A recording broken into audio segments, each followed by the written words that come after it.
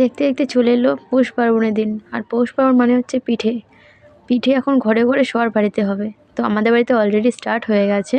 তো তারই একটা ভিডিও, শর্ট ভিডিও আমি করেছিলাম। এই যে আমার দিদি পিঠে বানাচ্ছে, এটাকে পুলি পিঠে বলে। এই ভাঁজগুলো খুবই সুন্দর। আমাকে অনেকবার শিখিয়ে দিয়েছিল এই ভাঁজগুলো, বাট আমি কখনো করে উঠতে পারিনি। ওর মতো হয়তো কখনোই পারবো না।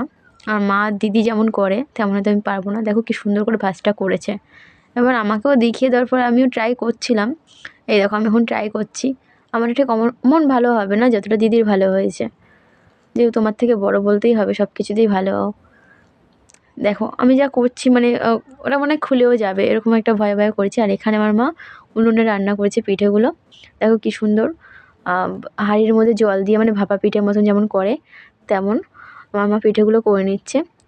উনুনে পিঠে খাওয়ার মজাটাই আলাদা। গ্যাসের থেকে উনুনটা আমার মনে হয় বেটার। এই দেখো কি সুন্দর।